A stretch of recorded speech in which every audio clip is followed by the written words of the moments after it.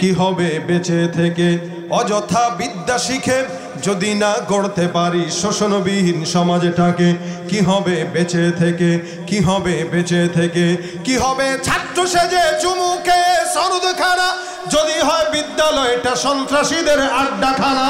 কি হবে ছাত্র সেজে চুমুকে সনদখানা যদি হয় বিদ্যালয়টা সন্ত্রাসীদের আড্ডাখানা? এর চেয়ে মরাই ভালো, দেশ ছেড়ে যাওয়াই ভালো। এর চেয়ে মরাই ভালো, দেশ ছেড়ে যাওয়াই ভালো। কি হবে ধোঁকা দিয়ে বিবেকটাকে?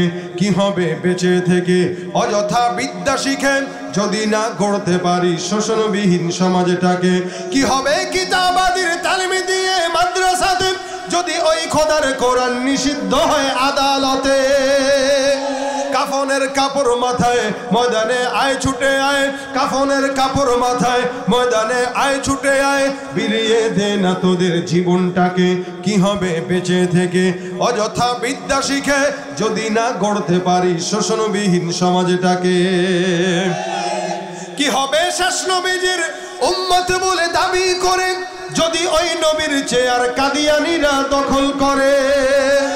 নবীজির জন্য যদি রক্তের বহে নদী, নবীজির জন্য যদি রক্তের বহে নদী, তবুও হটবো না এই দাবি থেকে।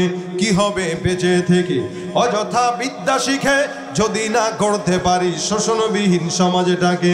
কি হবে বেঁচে থেকে, কি হবে বেঁচে থেকে, কি হবে বেঁচে থেকে? হাত দিয়া ঘুষের টাকা নিছো, সুদের টাকা নিছো, আল্লাহ কবে হাত তুই বল, ওর মুখ বলতে পারবে না। তো বান্দার হাত আল্লাহকে বলবে আল্লাহ ঘুষের টাকা খাইছিল আমারে দিয়া, সুন্নত মনে করে খাইছে গুনা গুনা। আপনারা সংবাদে দেখেন নাই এক শয়তান ঘুষের টাকা খায় আর কয় ভাই গুনে নেন সুন্নত। এ হাত বলবে আল্লাহ টাকা খাইছে হারাম কিন্তু গুনা গুনা সুন্নত মনে করে খাইছে। পাও বলবে আল্লাহ আমারে দিয়া অকাম করার জন্য এদিক সেদিক দৌড়াইছে। কি করবেন আপনি? জবান তো বন্ধ। জবান দিয়েই না দুনিয়াতে চাপাবাজি করা গেছে। জবান দিয়া দুনিয়াতে চাপাবাজি করে শুনাইছেন আমাদেরকে। আমরা তাহাজ্জুদ পড়ি 80 রাকাত, কিন্তু যেদিন আল্লাহ আর হাত আর পায়ের জবান খুলে দিবে সেদিন তো হাত পা বলবে আল্লাহ একটা সেজদাও দেয় নাই, খালি জনগণের টাকা মারছে। সেদিন কি করবেন? ওই দিন আসার আগে আল্লাহ পাক বান্দাকে সতর্ক করছেন কাজ দুইটা। আল্লাহ পাকের দয়া আছে দিলে, যার কারণে এত গুনাহ করার পরেও আমাদেরকে আল্লাহ পাক সুযোগ দিয়ে রাখেন। বারবার হারাম কাজ 1000 বার করলেও আল্লাহকে আমি ছাড় দেই, দেখি বান্দা কতটুকু যায়। 1000 গুনাহ 1000 অন্যায় আল্লাহ পাক ছেড়ে দিয়ে রাখেন, দেখি বান্দা মাফ চায় কিনা। রাসূল সাল্লাল্লাহু আলাইহি ওয়াসাল্লাম হাদিসে ঘটনা বর্ণনা করে শোনায়, বনি ইসরাইলের জামানার একজন আল্লাহর বান্দা অনেক বড় সন্ত্রাস, খুন করছে, একটা নয় দুইটা নয় 99টা খুন। আল্লাহর নবী ডাক দেয়া কয় 99টা খুন করার পর বান্দার মাথার মধ্যে আসলো আল্লাহর কাছে ক্ষমা চাওয়া দরকার। কি করব? আল্লাহ পাক রব্বুল আলামিনের এই বান্দা একজন আবেদের কাছে যায় ডাক দেয়া বলে হুজুর আমার অন্যায় হয়ে গেছে, 99টা খুন করলাম, এতগুলা খুন করার পর আল্লাহ পাক রব্বুল আলামিনের কাছে যদি মাফ চাই মালিক মাফ করবে কিনা?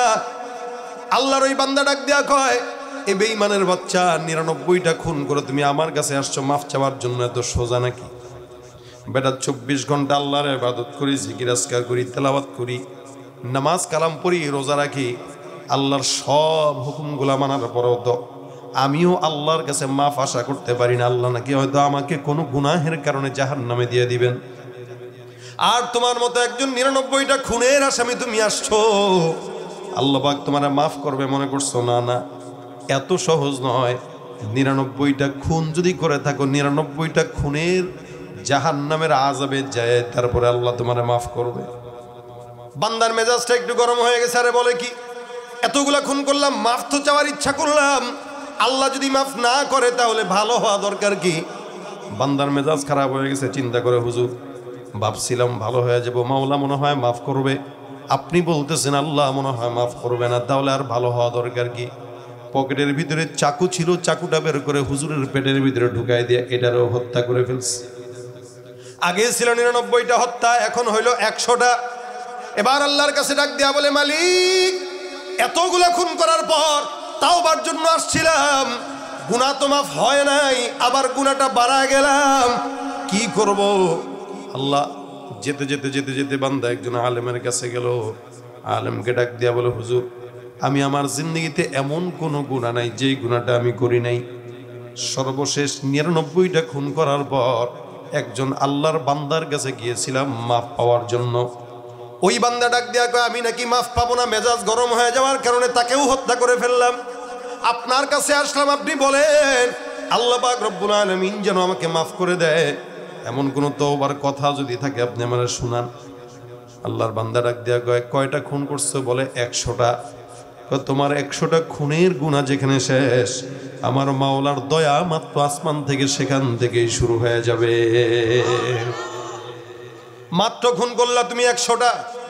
এ মুসলমান জানেন, আবু হুরায়রা রাদিয়াল্লাহু তাআলা আনহু থেকে বর্ণিত, নবী করিম সাল্লাল্লাহু আলাইহি ওয়াসাল্লাম বলেন, একটা মহাব্বত, প্রেম, ভালোবাসা, রহমত আমার আল্লাহ পাক রব্বুল আলামিন যখন বানায়, এটাকে 100 ভাগে ভাগ করা হয়। গোটা দুনিয়ার জমিনে আল্লাহ পাক 100 ভাগের 1 ভাগ মহব্বতটা ছড়ায় দিয়ে রাখে।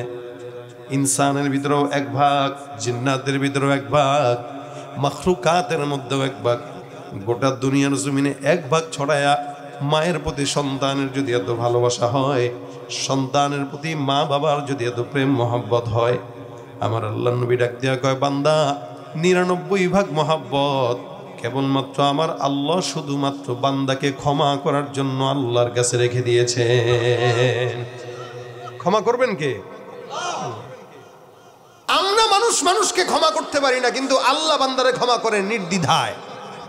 নবী করিম সাল্লাল্লাহু আলাইহি ওয়াসাল্লামকে আল্লাহ বলছেন, হে নবী, কিয়ামতের ময়দানে আপনার সব গুনাহগার বান্দাদেরকে একের পর এক চোখ বন্ধ করে সুপারিশ করেন। কোনো টেনশন নাই, লা উবালি, আমি কারো পরোয়া করি না আমার গুনাহগার বান্দাকে ক্ষমা করার জন্য। আপনি সুপারিশ করতে করতে ক্লান্ত হবেন, আমি আল্লাহ মাফ করতে করতে ক্লান্ত হব না। সুবহানাল্লাহ। কে ক্ষমা করেন? কে? তুমি পারো করতে মোচন অভাব দুঃখী লোকের, তুমি পরম মুক্তিদাতা মালিকে জগতের। তুমি পারো করতে মোচন অভাব দুঃখী লোকের, তুমি পরম মুক্তিদাতা মালিকে জগতের। তোমার কাছে চাই যে পানা আমরা প্রতিদিন, তোমার দয়ায় পূর্ণ আমার সারা নিশিদিন। দয়া করেন কে? তা আমাদেরকে ক্ষমা করবে না? কথা কয় না, করবে কি? আশা রাখেননি আপনারা? ইনশাআল্লাহ। নবী বলেন, আমার উম্মত হওয়ার কারণে আখেরি উম্মতদেরকে সব নবীর উম্মতের আগে জান্নাতে দিয়ে দিবেন ইনশাআল্লাহ। সবাই পিছনে দাঁড়ায় থাকবে, আমরা জান্নাতে যাই ঢুকা খেলাধুলা শুরু করবো ইনশাআল্লাহ। নেবে না, আমাদেরকে নেবে না, কাকে নেবে? আল্লাহ পাক আমাদের জন্যই জান্নাত বানাইছে। জান্নাতটা উইদ্দাত লিল মুত্তাকিন, আমাদের জন্য বানাইছেন। হ্যাঁ, এখন আপনি বলবেন, হুজুর গুনাহ যে করছি, ভাই আপনার গুনাহ কতটুকু? সমুদ্রের ফেনা, আসমান পরিমাণ, 7 আসমান 7 জমিন, তার চেয়েতেও বেশি দয়া আমার আল্লাহর আছে না নাই? তা আপনি আল্লাহ পাকের রহমত থেকে নিরাশ কেন হন? কেন নিরাশ হন? আল্লাহ বলছেন, লা তাকুনতু মির রাহমাতিল্লাহ। নিরাশ হওয়া যাবে? আপনার গুনাহ বেশি হইতে পারে, কিন্তু আল্লাহর দয়া তার চাইতেও বেশি। আল্লাহ পাক বান্দাকে, গোটা দুনিয়ার সব বান্দাকে মাফ করে দিলেও আল্লাহর কোনো যায় আসে? হ্যাঁ, সুবহানাল্লাহ। আল্লাহ পাক ক্ষমা করার জন্য আসমানে বান্দাকে ডাক দেয়, আলা মিন মুস্তাগফির। এই চানেওয়ালা কেউ থাকলে চাও, তুমি চাইতে দেরি করবা। নবী বলেন, কেউ যদি তার দিল থেকে একবার বলে আস্তাগফিরুল্লাহ, সমুদ্রের ফেনা পরিমাণ গুনাহ থাকলেও আল্লাহ মাফ করে দেয়। বান্দার জন্য আল্লাহ পাক হাজারো রাস্তা খুলে রাখছে, আমরা চাইতে জানি না। আমরা যেই পরিমাণে আমাদের পীর আর নেতাদের পিছনে ছুটি আর ডাকি, ওই পরিমাণে আল্লাহকে ডাকলে সবাই আমরা বুজুর্গ থাকতাম। সবাই আমরা যেই পরিমাণে মানুষের গোলামি করি, এই পরিমাণে আল্লাহর গোলামি যদি করতাম, তা আল্লাহওয়ালা হইতাম, বুজুর্গ থাকতাম, ওলি হয়ে যাইতাম। কিন্তু আমরা আল্লাহকে ডাকতে জানি না। মুশকিল হলো এই জায়গায়, ডাকাটা জানতে হয়। যখন মন চায় তখন ডাকেন, কোনো টেনশন নাই। আল্লাহ কয়, তুই হেঁটে হেঁটে আগাবি, আমি তোমার দিকে দৌড়ায় দৌড়ায় আগাবো। আল্লাহ দৌড়াবে আমার দিকে। এটা তো আল্লাহ পাক কথাই দিয়ে রাখছেন। ওই পাশেই আপনাদের জেলা আছে টাঙ্গাইল, এই টাঙ্গাইলে একটা বুজুর্গ আছে, হ্যাঁ বুজুর্গ না বেজিরঘু, বেজিরঘু। সেই কথা বলে যে আমি আল্লাহর কাছে মাফও চাই না, কারণ আমার গুনাই নাই। জোরে বলেন না হুজুর। এই কথা যে বলে শয়তান দেখে আর আল্লাহ কি বড় শয়তান, এখন আমার চেয়েও পীর আছে। যে লোক বলে যে আমার গুনাহ নাই, ও তো শয়তানেরও তো বড় শয়তান। কথা ঠিক কিনা? তাহলে দুনিয়াতে কেউ নাই যে বান্দা বলবে আমার কোনো গুনাহ নাই। সমস্ত বান্দাদের গুনাহ আছে, প্রত্যেকটা বান্দা গুনাহ করে। আমি করি, আমার বাপে করে, আমার দাদাই করছে, তার দাদাই করছে। তবে হ্যাঁ, আল্লাহ পাক রব্বুল আলামিন নবীদেরকে মাসুম বানিয়েছেন, নবীদের কোনো গুনাহ নাই। জোরে বলেন সুবহানাল্লাহ। নবীদের কোনো, নবীদের ভুল ধরাটাও ভুল। কথা বুঝেন নাই? আমাদের সমাজে অনেক মানুষ আছে যারা নবীদেরও ভুল ধরে। নবীরা অনেকে অপরাধ করছে এরা কয়, যারা নবীদের ভুল ধরে তাদের ঈমানেই সমস্যা। নবীদেরকে আল্লাহ পাক রব্বুল আলামিন নিষ্পাপ বানিয়েছেন। সাহাবা আজমাইনদের আল্লাহ পাক মাফের ঘোষণা করে দিয়েছেন। তার মানে তাদের ভুলের কথাও বলা যাবে, তাদেরকে মাফ করে দিয়েছেন আল্লাহ। আল্লাহ কোরআনে বলেন রাদিয়াল্লাহু আনহুম ওয়া রাদু আন। সাহাবারাও আল্লাহর উপরে সন্তুষ্ট, আল্লাহও তাদের উপরে কি? আচ্ছা, আমরা কি আল্লাহর উপরে খুশি? বুঝে বলেন? আসলেই আমার তো মনে হয় না আমরা আল্লাহর উপরে খুশি। আমরা ইসলাম পেয়ে খুশি? বুঝে নাই, এই কারণে বলতেছে খুশি, আবেগে বলতেছি খুশি। ইসলাম পেয়ে যদি কেউ খুশি হয় সে কি দাড়ি কাটবে? এখন বলেন আপনি ইসলাম পেয়ে কেমনে খুশি হইলাম? তখন আমি দাড়ি কাটলাম মানে কি? আল্লাহ এটা ভালো লাগলো না, কেটে দিলাম। আল্লাহ কয় ইসলামের জন্য এটা জরুরি, এখন আমার ভালো লাগলো না, তার মানে সেই ইসলাম পেয়ে খুশি না, সেই ইহুদি নাসারাদেরটা খুশি। কথা কি বুঝাইতে পারছি আপনাদেরকে? আল্লাহর উপরে আমরা সন্তুষ্ট না, এই কারণে ব্যবসায় যদি একদিন একটু কম বেশ হয়, আল্লাহ খালি আমারই দেখলো, একটা গালি দিয়ে দিবে। আল্লাহ খালি আমার উপরেই বিপদ দিল, আল্লাহ খালি আমারই বুঝলো, আমারই দেখলো। এই যে আল্লাহ পাকের উপরে কি করে প্রশ্ন তুলে দেয়, তার মানে সে আল্লাহর উপরে খুশি না। খুশি হইলে বিপদে পড়লেও বলতো আলহামদুলিল্লাহ, আবার নিয়ামত পাইলেও বলতো আলহামদুলিল্লাহ। কি বলেন? কথা ঠিক না? ইমানদার আল্লাহ পাক খুশিতে রাখলেও খুশি, বেজারে রাখলেও কি? এটাই তো ইমানদারের কাজ। সাহাবা একরাম এটা ছিল বলেই তো রাদিয়াল্লাহু আনহুম ওয়া রাদু আন। সাহাবা আজমাইন বিপদে পড়লেও আলহামদুলিল্লাহ, মুসিবতে পড়লেও আলহামদুলিল্লাহ, আবার শুকরিয়া করলেও আলহামদুলিল্লাহ। কারণ নিয়ামত দেয় কে? মুসিবত দেয় কে? নিয়ামতও আল্লাহর, মুসিবতও আল্লাহ। মুসিবত পাওয়ার পরে বান্দা সবর করবে তো জান্নাত পাবে, নিয়ামত পাওয়ার পরে শুকর করবে, নিয়ামত বাড়ায় দিবে, জান্নাতও দিয়ে দিবে। দুইটার বিনিময়ে কি?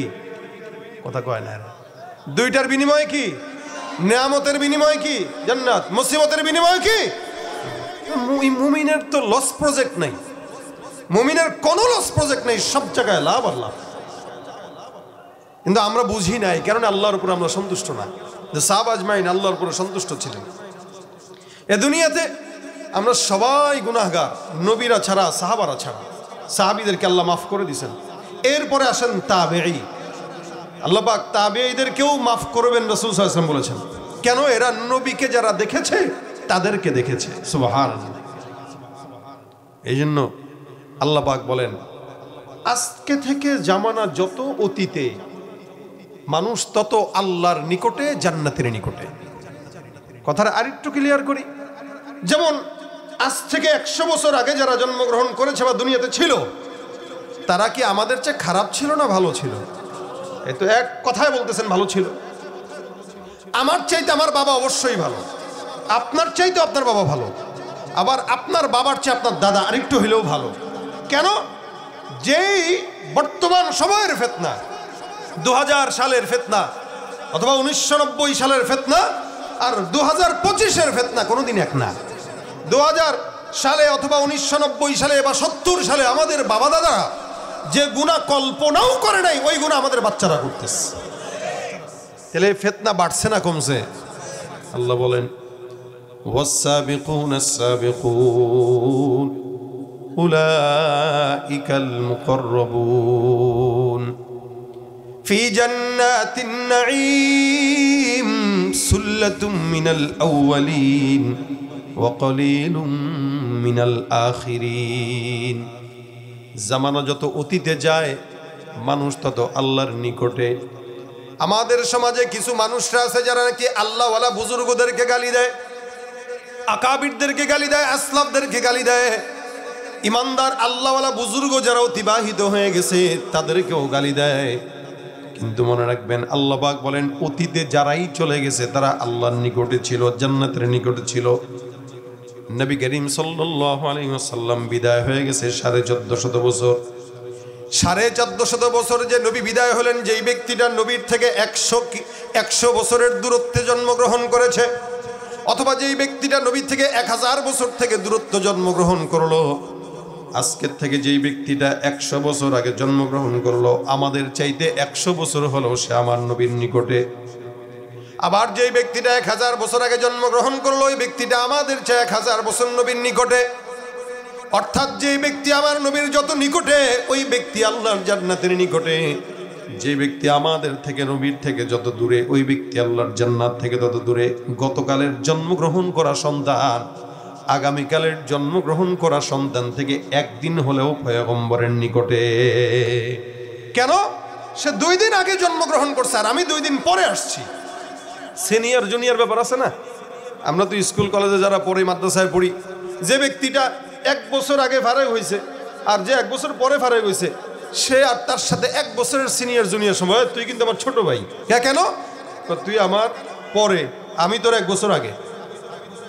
তাহলে যেই ব্যক্তিটা নবীর জন্মগ্রহণ করার পরে নবীর থেকে 100 বছর দূরে মাত্র, সে আমাদের চেয়ে 1300 বছর আগে দুনিয়াতে আসছে। তার মানে সে নবীর নিকটে না দূরে? নিকটে। এমনই ভাবে প্রত্যেকটা মানুষ যে যত বেশি নবীর নিকটে, তত বেশি আল্লাহর জান্নাতের নিকটে। সুবহানাল্লাহ। ভাইরা আমার, এই কারণে আল্লাহ পাক রব্বুল আলামিনের হাবিব বলেন, এই জন্য যারা নিকটে তারা জান্নাতি। আল্লাহ পাক বলেন যারা নিকটে তারা আল্লাহর নিকটবর্তী, জান্নাতের নিকটবর্তী। জমিনের মধ্যে এই সমস্ত নিকটবর্তী বান্দারা আল্লাহর জান্নাতের নবীর সঙ্গে নিকটে থাকার কারণে আল্লাহ পাক তাদেরকে জান্নাতি বানায় দেয়। কারণ জমিন যত অতীতে চলে গেছে ফিতনা তত কম ছিল, জামানা যত সামনে আগায় ফিতনা তত বাড়ে না কমে। আবার আগামী 5 বছর পর 10 বছর পর ফিতনা আরো বাড়বে না কমবে? অনেক বাড়বে। যত সামনে জামানা আসবে ততই ফিতনা বাড়বে। এ মুসলমান নবীর উম্মত, এই ফিতনার মধ্যে আল্লাহ পাক রব্বুল আলামিন বান্দাকে ডাক দেয়া কয়, যদি গুনাহ হয়েই যায়, আমারও গুনাহ হয় আপনাদেরও গুনাহ হয়, এমন কোনো বান্দা নাই যে বান্দার গুনাহ হয় না। আমার আল্লাহ পাক রব্বুল আলামিন বলেন, গুনাহ যদি হয়ে যায় বান্দা কাজ করবা 2টা। 1 নাম্বার, ওয়া আনিস্তাগফিরু রাব্বাকুম সুম্মা তুবু ইলাইহি। খুব মনোযোগের সঙ্গে শুনেন, আল্লাহ পাক বলেন 1 নম্বরে বান্দা ইস্তিগফার করবা, 2 নম্বরে তাওবা। কোন বান্দা যদি 1 নম্বরে ইস্তিগফার আদায় করে আর 2 নম্বরে তাওবা করে, আমার আল্লাহ পাক রব্বুল আলামিন বলেন ওই বান্দাকে আমি আল্লাহ পাক কি নিয়ামত দিব শুনেন। ইস্তিগফার আর তাওবা এক জিনিস নয়, আলাদা আলাদা বিষয়। ইস্তিগফার মানে হলো এখন গুনাহ করলাম, এই মুহূর্তে গুনাহ থেকে আল্লাহর দরবারে মাফ চাওয়া। আর তাওবা হলো যেই গুনাহ করলাম আর জিন্দেগিতে গুনাহ করব না, এই মর্মে আল্লাহর দরবারে ওয়াদাবদ্ধ হওয়া। এই 2টা কাজ যদি কোনো বান্দা করে, আমার আল্লাহ পাক রব্বুল আলামিন বলেন, ইউমাত্তিউকুম মাতাআন হাসানা ইলা আজালিন মুসাম্মা। আল্লাহ ডাক দেয়া কয়, হে ইমানদার, কেউ যদি ইস্তিগফার আর তাওবা করে, আমি আল্লাহ পাক রব্বুল আলামিন ঘোষণা করলাম ওই বান্দার জন্য মরণ পর্যন্ত বান্দার যত কল্যাণ দরকার সমস্ত কল্যাণ আমি আল্লাহ বান্দাকে মরণ পর্যন্ত লিপিবদ্ধ করে দিব। সুবহানাল্লাহ। কাজ কয়টা বলেন তো? কয়টা? 2টা। 1 নম্বরে ইস্তিগফার, 2 নম্বরে তাওবা। আমার সাথে আওয়াজ দিয়া বলেন, 1 নম্বরে ইস্তিগফার, 2 নম্বরে তাওবা। তাহলে কাজ মনে রাখবো 2টা কাজ করব 2টা, আল্লাহ দিবেন সব কিছু। এই দুনিয়াতে বান্দার ক্ষমতা দরকার, গাড়ি দরকার, বাড়ি দরকার, নেককার বিবি দরকার, সম্পদ দরকার, সচ্ছলতা দরকার, সুস্থতা দরকার। আমার আল্লাহ ডাক দেয়া কয়, যত কিছু দরকার সমস্ত কিছু আমি আল্লাহ পাক বান্দাকে মরণ পর্যন্ত দান করব। এই কারণে আল্লাহ পাক বলেন ইউমাত্তিউকুম মাতাআন হাসানান ইলা আজালিম মুসাম্মা। গুনাহ তো সব বান্দার হয়, তবে ইস্তেগফার করে কয়জন? আর গুনাহ বান্দার হাত, কান, নাক, চোখ, মুখ যা অঙ্গ প্রত্যঙ্গ আছে, প্রত্যেকটা অঙ্গ প্রত্যঙ্গের গুনাহ আছে আলাদা আলাদা। প্রত্যেকটা অঙ্গ প্রত্যঙ্গকে আল্লাহ পাক কিয়ামতের ময়দানে আলাদা আলাদা জিজ্ঞাসা করবেন। আল ইয়াউমা নাখতিমু আলা আফওয়াহিহিম ওয়া তুকাল্লিমুনা আইদিহিম ওয়া তাশহাদু আরজুলুহুম বিমা কানু ইয়াকসিবুন। আল্লাহ পাক জবানকে মোহর মেরে দিবেন, কথা বলবে না। তো কি কথা বলবে? হাত দিয়া চুরি করছিস। এই বান্দাটা এখন গেল কয়টা খুন করছিল? 100টা। আলেম ডাক দিয়া বলে তুমি একটা কাজ করো, বহুদূর এখান থেকে উদাহরণস্বরূপ মনে করেন ঢাকা পর্যন্ত, ঢাকায় যাবা, 2-4 জন আল্লাহওয়ালা বুজুর্গ দেখবা, তাদের সোহবতে সময় লাগাবা, তাদের সঙ্গে আল্লাহর দরবারে মাফ চাবা, ইনশাআল্লাহ তওবার বরকতে আল্লাহ পাক তোমারে মাফ করে দিবেন। এই গুনাহগার চিন্তা করে কি রে এত সহজ মাফ চাওয়া? একজন কইলো মাফ নাকি সারা জিন্দেগিতেও পাবো না, মেরে আসলাম ওটারে। আর এ কয় আল্লাহ নাকি আমারে চাইলেই মাফ করে দিবে। 100 খুন এখানে কেউ করছেন? 100 খুন আছেন? একটা করছেন আছেন কেউ? থাকলেও তো বলে না। একটু বলার জিনিস, বলা দরকার নেই। আল্লাহর কাছে বললেন যে আল্লাহ আমি গুনাহ করছি, মাফ করে দিয়েন, ইনশাআল্লাহ মাফ করবে। তাহলে দেখেন এ বান্দা এখন হাঁটা দিছে, এখান থেকে মনে করেন ঢাকা পর্যন্ত যাবে, মনে করেন আছে হইলো 70 কিলো 60 কিলো রাস্তা।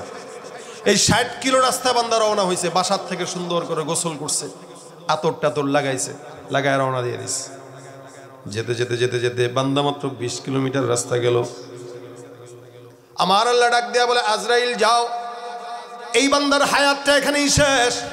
আমি আল্লাহ পাক আদেশ করলাম তার জানটা কবজ করে নিয়ে আসো। আল্লাহর ফেরেশতা জিবরাইল বান্দার জানটা কবজ করে নেয়। হাদিস শরীফে পয়গম্বর বলেন নেককার বান্দাদের যখন জানটা কবজ হয়ে যায়, আল্লাহর ফেরেশতারা জান্নাতের কাপড় দিয়া সুন্দর করে বেচায় রূহটাকে প্রথম আসমানে নিয়ে যায়। কোন ইমানদার বান্দা যদি নেককার থাকে, আমার আল্লাহ পাক রব্বুল আলামিন ওই নেককারের রূহটাকে প্রথম আসমান পর্যন্ত নেওয়ার পর আল্লাহর ফেরেশতারা সুন্দর করে সালাম দিয়া বান্দার জন্য আসমানের দরওয়াজা খুলে দেয়। এভাবে করে করে 2 নাম্বার, 3 নাম্বার, 4র্থ, 5ম, 6ষ্ঠ, 7ম সমস্ত আসমানের দরজা খুলে দেয়। আমার আল্লাহ পাক রব্বুল আলামিন বলেন এই বান্দাটা নেককার, তার রূহটাকে ইল্লিয়িনে রেখে দাও। এবার ফেরেশতারা সুন্দর করে বান্দার জন্য ঘোষণা দেয় নাম কানামাতিল আরুস। এ নেককার ইমানদার, আল্লাহ পাক রব্বুল আলামিনের আদেশে তোমাকে ঘোষণা করা হলো কবরের ভিতরে এমন ভাবে ঘুমাও যেন তুমি বাসর রাতে একজন স্বামী স্ত্রী আরাম করার পর যেমনে ঘুমায়, ওই বান্দা এরকম করে আরাম করে ঘুমাও, কিয়ামত পর্যন্ত তোমাকে কোনোদিন কেউ বিরক্ত করবে না। আল্লাহর বান্দা এবার জান্নাতের ভিতরে, জান্নাতের বিছানা বান্দার কবরে বিছানায় দেওয়া হয়। আল্লাহর ইমানদার বান্দা কবরে ঘুমায়, বান্দার কবরের সঙ্গে জান্নাতের সঙ্গে ছোট্ট একটা রাস্তা আমার আল্লাহ করে দেয়। এই ইমানদার বান্দা এবার ওই জায়গায় আরামে ঘুমায়। আর বেঈমানদের হালত তো হয় ভিন্ন। আসমানের দরজা খোলা হয় না, যার কারণে গন্ধ ছড়ায়, দুর্গন্ধ ছড়ায়। আল্লাহ পাক ওইটাকে আসমান থেকে আছাড় দিয়ে ফেলে দেয়। এটা যখন কবরে আসে, বান্দাকে প্রশ্ন করার জন্য বান্দার ফেরেশতারা রেডি হয়ে যায়। এরপরে আযাব শুরু হয়ে যায়। পয়গম্বর কয় যখন জবাব না পারে, এই বদকার বান্দার কবরে এমনভাবে আযাব হয়, আল্লাহ পাক ফেরেশতার হাতের ভিতরে লোহার হাতুড়ি ধরায় দেয়। নবী ডাক দিয়া কয় একটা আঘাত যদি ওই হাতুড়ি দিয়া জমিনের মধ্যে লাগতো, জমিনের সমস্ত পাহাড়গুলো ধুলির মতো উড়া শুরু করে দিত। নাউযুবিল্লাহ। এই বান্দাকে আল্লাহ পাক একের পর এক আঘাত দিতে থাকবে। এটা হলো গুনাহগারদের হালত। এই বান্দা যেহেতু 100টা খুন করলো, বান্দার আত্মাটা কোন জায়গায় যাবে? আমার আল্লাহ পাক রব্বুল আলামিনের বান্দার আত্মাটা নিয়ে ফেরেশতাদের মধ্যে দ্বন্দ্ব। একদল কয় জান্নাতে যাবে, আরেক দল কয় জাহান্নাম। কেন জান্নাতে কেন জাহান্নামে? 2 দলের ভিতরে দ্বন্দ্ব। এই বান্দাটা 100টা খুন করলো, আল্লাহর কাছে তওবা করতে পারে নাই, যার কারণে আল্লাহর বান্দাটা জাহান্নামে যাবে। আর জান্নাতের ফেরেশতারা কয় না না, তওবা করার কারণে জান্নাতে যাবে। নবী করিম সাল্লাল্লাহু আলাইহি ওয়াসাল্লাম বলেন কেউ যদি কোনো নেক কাজের নিয়ত করে, মান হাম্মা বিহাসানা, নবী বলেন কেউ কোনো নেক কাজের নিয়ত করার পর আল্লাহ পাক রব্বুল আলামিনের হাবিব বলেন নেক কাজটার নিয়ত করলো কিন্তু নেক কাজ করতে পারে নাই। রাসূল বলেন ওই নিয়তের বরকতে আল্লাহ পাক রব্বুল আলামিন বান্দার আমলনামায় পরিপূর্ণ সওয়াব দান করে দিবেন। সুবহানাল্লাহ। নিয়ত করলেন ফজরের নামাজ পড়বো ইনশাআল্লাহ, নিয়ত করছেন কিন্তু হয়তো কেউ ঘুমের কারণে উঠতে পারেন নাই, নামাজ না পড়ার গুনাহ তো হবেই, কিন্তু নিয়ত যে করছেন এই নিয়তের বরকতে এই সারা রাত আপনার আমলনামায় সওয়াব আল্লাহ লিখে দিবেন, পরিপূর্ণ নেকি দান করে দিবেন। এটা হলো নেককারদের কাজ, নেককারদের আল্লাহর তরফ থেকে তোহফা। এই বান্দারা নিয়ত করলো কিন্তু তওবা করতে পারে নাই। দুই দল ফেরেশতার ভিতরে দ্বন্দ্ব দেখার পর আমার আল্লাহ ডাক দেয়া কয়, ফেরেশতা এই দুই দল ফেরেশতার ভিতরে সমাধান দাও। আল্লাহর ফেরেশতা একজন সমাধান দেওয়ার জন্য আসে, ডাক দেয়া বলে কি সমস্যা? বলে এই সমস্যা। আমি সমাধান জন্য আসলাম।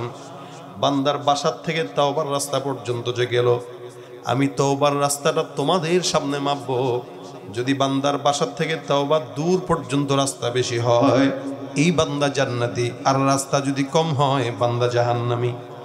60 কিলোমিটার রাস্তার মধ্যে মাত্র 20 কিলোমিটার রাস্তা গেল, কম না বেশি গেল?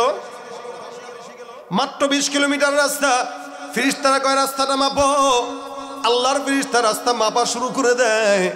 ফেরেশতারা তো জানে না বান্দা বেশি গেল নাকি কম গেল, আমার আল্লাহ জানে, আর ওই বান্দাটাও জানে। আমার আল্লাহ ডাক দেয়া কয়, জমিন আমি আল্লাহ পাক রব্বুল আলামিন আদেশ করলাম আমার বান্দাটা তওবার রাস্তা পর্যন্ত যদিও কম গেল, তুমি জমিন আমি আল্লাহর কথা শোনো, তুমি আমার গোলাম। আমি আল্লাহ পাক রব্বুল আলামিন আদেশ করলাম, হে জমিন এই বান্দাটা বাসার থেকে তওবার রাস্তা যদিও কম গেছে, আমি আল্লাহ পাক বললাম বান্দার রাস্তাটা দীর্ঘ লম্বা হয়ে তুমি সোজাসুজি বান্দার জান্নাত পর্যন্ত চলে যাও। আমার আল্লাহ আদেশ দেওয়ার পর জমিন লম্বা হয়ে বান্দার জান্নাত পর্যন্ত চলে গেল। ফেরেশতারা রাস্তা মাপে 1 হাত 2 হাত 3 হাত করে করে করে করে মাপতে মাপতে মাপতে মাপতে তাকায় দেখে আল্লাহর বান্দার রাস্তাটা, তওবার রাস্তাটা গোটা জান্নাত বরাবর চলে গেছে। বান্দে গানে খাসে আল্লামুল গুয়ুব দরজাহা জানে জাওয়াসিসুল কুলুব জমিসর শবু এ পিরাহান শানিদি চেরাদর চাহে কেনানাস নদীদি। আমার আল্লাহ পাক রব্বুল আলামিন বান্দাকে বিপদের মধ্যে একা ছেড়ে দেন না। এ মুসলমান, এই বান্দাটা যদিও নেক কাজ করে নাই কিন্তু নেকের নিয়ত করলো।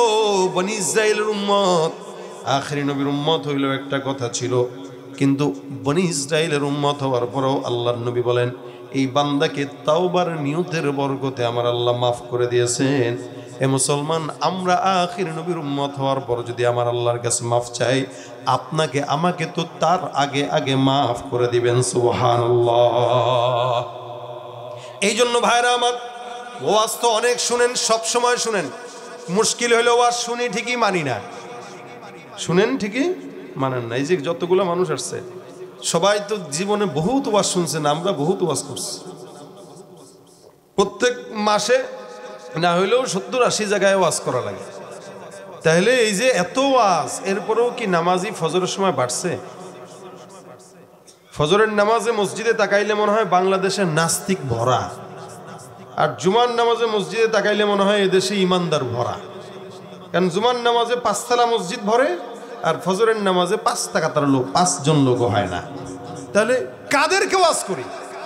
ওয়াজ করে গেলাম, নিয়ত করালাম ভাই ফজরের নামাজ পড়বেন তো? হ্যাঁ পড়বো হুজুর ইনশাআল্লাহ। ওই ইনশাআল্লাহ হলে বনি ইসরায়েলের ইনশাআল্লাহ, মানে হুজুর বলছি আল্লাহ যদি চায়, আল্লাহ চায় নাই আমার দোষ কি? কথাটা বুঝেন নাই? আল্লাহ চায় নাই আমার দোষ কি? এর মনের ইচ্ছা নাই, এই কারণে আল্লাহ চায় নাই। এই জন্য নিয়ত করবেন, যা শুনবেন আমলের নিয়তে শুনবো ইনশাআল্লাহ। আল্লাহ আমল করার তৌফিক দান করুক, বলেন আমিন। তাহলে কাজ আগে বলেছি কয়টা? 2টা, একটা ইস্তিগফার, একটা কি তাওবা। হাসান বসরি রহমাতুল্লাহ আলাইহি, উনি একবার উনার একটা খানকার মধ্যে বসে একজন মানুষ ঢুকলো। ঢুকার পরে ডাক দেয়া কয়, হুজুর আমার জীবনে এমন কোনো গুনাহ নাই যেই গুনাহ করি নাই। চুরি করছি, ডাকাতি করছি, সন্ত্রাসী করছি, মানুষ হত্যাও করছি, এমন কোনো গুনাহ নাই করি নাই। এমন ছোট্ট আমল দেন যে আমলের কারণে আল্লাহ পাক আমাকে মাফ করে দিবেন। হাসান বসরি বলেন, যাও যাও, ছোট্ট আমল হইল আস্তাগফিরুল্লাহ, বলেন না। আমল দিয়েছেন, বেচা। বুঝছেন তো আমি কি গুনাহ করছি? বুঝছি। হুজুর খুনও করছি? বুঝলাম তো, যাও আস্তাগফিরুল্লাহ। হুজুর সব গুনাহ মাফ হয়ে যাবে? হ্যাঁ বললাম তো, এটা পড়তে থাক। গেল। কিছুক্ষণ পর আরেকজন আসলো, আসার পরে বলে, হুজুর আমার এলাকায় বৃষ্টি হয় না আসমান থেকে, আমাদের ছোট্ট একটা আমল দেন যেন আমাদের এলাকায় একটু বৃষ্টি হয়। আমাদের দেখেন না গরমের সময় বৃষ্টি না হইলে হুজুরেরা দোয়া করে নামাজ পড়ে, আপনারা তো পড়ছেন, সালাতুল ইস্তিসকার নামাজ পড়ে পড়ে আল্লাহর কাছ থেকে বৃষ্টি আনায়। হাসান বসরি বলেন, যাও, যদি তোমাদের এলাকায় বৃষ্টি নাও হয়, আমল হইলো একটা, কি? আস্তাগফিরুল্লাহ। এই বেচারাও চলে গেল, দুইজন বাদ। এবার তৃতীয় জন আরেকজন ঢুকে ডাক দেয়া বলে, হুজুর আমাদের এলাকায় অনেক মানুষ আছে কিন্তু ফসলাদি হয় না, চাষাবাদ করতে যাই কিন্তু ফসল বরকত নাই, আমাদেরকে আমল একটা দিন যেন এলাকার ভিতরে ফসলাদি হয়। হাসান বসরি বলেন, যাও যাও, বেশি বেশি পড়বা আস্তাগফিরুল্লাহ। আরেকজন আল্লাহর বান্দা আসলে ডাক দেয়া বলে, হুজুর আমার সম্পদ নাই, দোকান আছে বাজারে কিন্তু বেচা কিনা নাই, এমন একটা আমল শিখায় দেন যে আমলের কারণে আল্লাহ পাক রব্বুল আলামিন আমার দোকানের মধ্যে বেচা কিনা বরকত দান করবেন। হাসান বসরি রহমতুল্লাহি আলাইহি কয়, যাও যাও, বেশি বেশি পড়বা আস্তাগফিরুল্লাহ। আরেকজন আল্লাহর বান্দা এসে বলে, হুজুর আমার এলাকার ভিতরে আমি নিজে বিয়ে করছি, অনেক মানুষরা আছে যাদের সন্তান হয় না, এমন একটা আমল দিয়া দেন যে আমলের কারণে আল্লাহ পাক সন্তান দান করবেন। হাসান বসরি বলে, যাও, বেশি বেশি জবান দিয়া পড়ো আস্তাগফিরুল্লাহ। তার মানে সন্তান না হইলেও পড়বো কি? আস্তাগফিরুল্লাহ। আমাদের দেশে অনেক বেআকলের দল আছে যারা নাকি সন্তান না হইলে সোজা খাজা বাবার দরবারে দৌড় দেয়। আচ্ছা, বাবার আব্বা ফু দেন একটু বউডারে, বউরে ফু দিয়া বাচ্চা হওয়া যায়? কথা কয় না, হওয়ানো যায়? কই ফু দিয়া বাচ্চা হওয়াবেন বলেন? ফু দিয়া বাচ্চা আল্লাহ পাক বানাইছেন। ঈসা ইবনে মারইয়ামকে আল্লাহ পাক এখানে ফু দিয়ে দিয়েছেন, তা আল্লাহর ফেরেশতা জিবরাইল সেই জায়গাটা একটু খুলে ছু একটা ফু দিয়ে দিছে। ফু দিয়া বলতেছেন, আপনি কিন্তু মা হয়ে গেছেন। সুবহানাল্লাহ। মারইয়াম কয়, কি বলে? না বলে, বিয়ে শাদী কিচ্ছু করি নাই, আমি মা হয়ে গেছে। কারে এটাই আল্লাহ পাকের আদেশ। মানুষকে কি বলবো সেটা ভিন্ন ঘটনা। তো ফু দিয়ে আল্লাহ পাক রব্বুল আলামিন বাচ্চা বানাইছেন মরিয়মের পেট থেকে ঈসাকে। এখন এই কারামতি দুনিয়ার কোন পীর দিতে পারবে? তাহলে খাজার দরবারে যা সন্তান চাওয়া যাবে? কথা কয় না। আপনারা চান নাকি? আমি তোমার ভয়ে আছি নাকি আবার আমারে উল্টা অ্যাকশন করেন আবার, হুজুর কি বলেন, আমরা তো খাজার ভক্ত। আল্লাহ ছাড়া কারো কাছে চাওয়া যাবে? যত বড় পীর হোক যাবে, যত বড় খাজা হোক যাবে। পীরগিরি আর মাজার পূজা চলছে দেশটা জুড়িয়া, শিরকি আর ভণ্ডামিতে দেশটা গেছে ভরিয়া। পীরগিরি আর মাজার পূজা চলছে দেশটা জুড়িয়া, শিরকি আর ভণ্ডামিতে দেশটা গেছে ভরিয়া। গাজার কলকি টান মারিয়া, গাজার কলকি টান মারিয়া দেখায় খাজার শান। ওরা শিক্ষিত শয়তান, ওরা শিক্ষিত শয়তান। ঠিক কিনা? যারা চাবো কার কাছে সন্তান হইলে? আল্লাহর কাছে। দেন বলে আল্লাহ, সন্তান হয় না। হাসান বসরি বলেন, যাও ইস্তিগফার বল। বান্দা চলে গেল। আরেকজন আল্লাহর বান্দা এসে কয়, হুজুর আমাদের এলাকায় নদীর ভিতরে পানি নাই, নদী নালা খাল বিল সব শুকিয়ে গেছে। এই যমুনায় যান দেখবেন যমুনা শুকানো, পদ্মায় যান দেখবেন পদ্মায় চর হয়ে গেছে। কালকে না আগের দিন খবরে দেখলাম সন্দ্বীপে শ্রীলঙ্কার চাইতেও বড় একটা দ্বীপ ভেসে উঠতেছে, সমুদ্রও আস্তে আস্তে শুকায় যাচ্ছে। হাসান বসরি বলেন, যাও বেশি বেশি আমল করো, কি? আস্তাগফিরুল্লাহ। এই 6 জন 5 জন যারা আসলো সবাইকে আমল দিল কয়টা? কথা কয় না, কয়টা? একটা। এবার পাশ থেকে একজন কয়, হুজুর বুঝলাম না, সমস্ত মানুষকে আমল একটাই দিলেন, আমল কি হুজুর একটাই জানেন নাকি আর জানেন? এটা একটু জানা দরকার। হাসান বসরি বলেন, মানে এ আমল আমি দেই নাই, এটা আমার বাবাও দেয় নাই, পীরও দেয় নাই, স্বয়ং আল্লাহ কোরআনে গোটা দুনিয়ার বান্দাকে দান করেছেন। আমলটা দিয়েছেন কে? আল্লাহ। গোটা দুনিয়ার বান্দাকে আল্লাহ পাকে আমলটা দান করছে। এই জন্য হাসান বসরি রহমতুল্লাহ আলাইহি বলেন, শোনো, আল্লাহ পাক কোরআনে বলেন, ফাকুল তুস্তাগফিরু রাব্বাকুম ইন্নাহু কানা গফফারা। ফাকুলতু আস্তাগফিরু রাব্বাকুম ইন্নাহু কানা গাফফারা। কোন বান্দা যদি ইস্তেগফার করে, আল্লাহ পাক বলেন নিশ্চয়ই আল্লাহ ক্ষমাশীল, বান্দার যত গুনাহ আছে সব আল্লাহ পাক ক্ষমা করে দিবেন। যেই বান্দা গুনাহ মাফের জন্য আসলো, ওই বান্দাকে ইস্তেগফার আল্লাহর এই কোরআনের আয়াতের কারণেই দিয়েছি। 2 নম্বর, ইউরসিলিস সামা আলাইকুম মিদরারা, আসমান থেকে আল্লাহ পাক রব্বুল আলামিন বৃষ্টি বর্ষণ করে দিবে। হাসান বসরি বলেন, যেই বান্দা বৃষ্টির জন্য আসলো, ওই বান্দাকেও আমি আল্লাহর কোরআনের এই আয়াতের মাধ্যমে আমলটা দিয়েছি। কারণ আমার আল্লাহ বলেন, কেউ যদি ইস্তেগফারের আমল করে, বান্দা আসমান থেকে উপকারী বৃষ্টি আমি আল্লাহ বান্দার জন্য দান করে দিব। সুবহানাল্লাহ। ওয়ায়ুমদিদুকুম বিআমওয়ালিন ওয়া বানিন, সম্পদ যদি না থাকে, সন্তান যদি না থাকে, আল্লাহ পাক রব্বুল আলামিন বলেন, আমি আল্লাহ পাক রব্বুল আলামিন ওই বান্দার জন্য যত সম্পদ দরকার, যত সন্তান দরকার, সব সম্পদ আর সন্তানের বন্দোবস্ত আসমান থেকে আমি আল্লাহ ফয়সালা করে দিব। সুবহানাল্লাহ।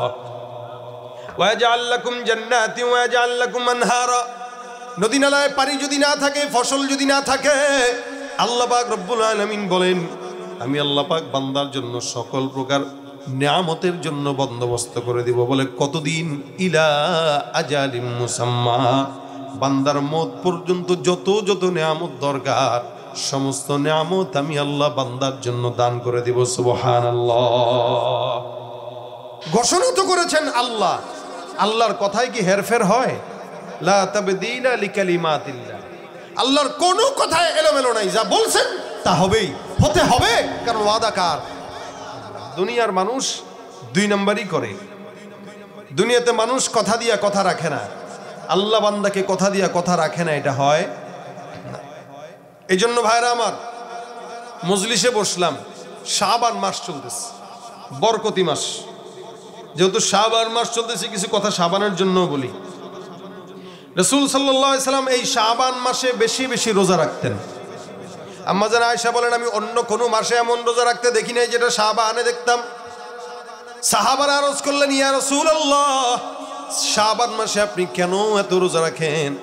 নবী আমার ডাক দিয়া কয়, সাহাবা আজমাইনের দল শুনো, শাবান মাসে আমার আল্লাহ পাক রব্বুল আলামিনের কাছে বান্দার আমলনামা পেশ করা হয়। সুবহানাল্লাহ। আমরা যে আমল করি, এই আমলগুলো শাবানে আল্লাহর কাছে পেশ হয়। রাসূল বলেন, আমি এই কারণে রোজা রাখি যে আমার আমলনামা যখন আল্লাহর কাছে যাবে, আল্লাহ যেন দেখে যে আমি মুহাম্মদ রোজাদার অবস্থায় আছি। শাবানে আমল দিবস, আল্লাহ পাক বান্দার আমলনামা হিসাব করে। আমলনামা, আমল শুমারি। আমাদের দেশে আদমশুমারি হয় না, কে কতটুকু বান্দা এই দেশে কতটুকু আছে, জনসংখ্যা কত। আদমশুমারিতে মুসলমানের গণনা বেশি না কম বলেন তো? বেশি। এদেশে মুসলমানের সংখ্যা বেশি, আদমশুমারিতেও বেশি। কিন্তু আমল শুমারি যদি হইতো, মুসলমান যতগুলা তার চাইতে অনেক কম থাকতো আমলদার মানুষ। আমল শুমারিতে আমলদার কম থাকতো। এই জন্য রাসূল বলেন, আমাকে আল্লাহ পাক রব্বুল আলামিন যেন এইভাবে দেখে যে আমি একজন আমলদার, রোজাদার। এই জন্য রাসূল বেশি রোজা রাখতেন। তো যেহেতু শাবান মাস চলতেছে, শাবান মাসে আমরা চেষ্টা করব যারা রোজা রাখি না এখনো, অন্তত একটা হলেও রাখার, যাতে রাসূলের সাথে মিশে। এবং এই শাবানে আমরা গুনাহ থেকে বেঁচে থাকবো। কেন? কারণ শাবানে আমার আমলনামা আল্লাহর কাছে যাবে, যেন আমার আমলনামাটা গুনাহগার অবস্থায় না যায়। রাজি আছি ইনশাআল্লাহ? শাবানে এই চেষ্টাটা করবেন যেন আল্লাহর কাছে আমার গুনাহ না যায়, আমলনামাটা যেন যায়। রোজাও রাখবেন, শাবান থেকে চেষ্টা করা, রমজানের চেষ্টা করা। অনেক বুজুর্গনা দিনরা বলতেন, রজব মাস আমলের গাছের চারা লাগানোর মাস, শাবান মাস গাছে পানি দেওয়ার মাস, আর রমজান মাস ওই গাছ থেকে ফল পেরে খাওয়ার মাস। সুবহানাল্লাহ। মানে আমলের গাছ লাগাইবেন কোন মাসে? রজব মাসে। পানি দিবেন কোন মাসে? শাবান মাসে। এটা বড় হবে। আর রমজান যখন আসবে, ফল পেরে পেরে খাবেন। একটা দুইটা না, একটা নেকের কাজ করবেন, 70টা ফল পেরে খাবেন। এই জন্য শাবান হলে প্রস্তুতিমূলক। এই মাসে সবচাইতে একটা ঘৃণিত দিন আছে, যেটা 14ই ফেব্রুয়ারি। আমার দেশের যুবক ভাইরাই 14ই ফেব্রুয়ারি পালন করে। আল্লাহর ওয়াস্তে আপনাদের কাছে হাতে ধরে বলে যাই, সন্তানদের নজরদারিতায় রাখবেন। এবং যুবকেরা আল্লাহর ওয়াস্তে এই দিনে কোনো নোংরামি যেন না করে, এদিকে নিজের চেষ্টা করবে। কারণ এই দিনে দিবাগত রাত্রে লাইলাতুন নিসফি মিন শাবান, আমরা এমন কোনো কাজ যেন না করি যেটা আমাদের ঈমানকে হালকা করে দেয়, গুনাহের খাতায় নাম লেখানো হয়। যেহেতু এই মাসে আমলনামা পেশ করা হয়, কোনো যুবক যুবতী যদি একসঙ্গে নোংরামি করার জন্য কোনো জায়গায় যায়, আল্লাহর কাছে ওদের আমলনামাটা কোন হালতে গেলে একটু চিন্তা করে দেয়। আমরা কতটুকু চিন্তা করি? হায়াত পাইছি কয় বছর, কয়দিন আল্লাহর কাছে চাইছি বলেন? এই জন্য রমজান আসতেছে, প্রস্তুতি এখন থেকে নেওয়া, রমজানটা যেন আমাদের আমলনামায় কাটে, বলেন আমিন। আমলের সাথে যেন কাটে। রমজানটা বান্দাকে মুত্তাকি শেখায়, মুত্তাকি হওয়া বানায়। এই জন্য রমজানের প্রস্তুতি এখন থেকে নেওয়া, এখন থেকে নেওয়া। বেশি বেশি ইস্তেগফার।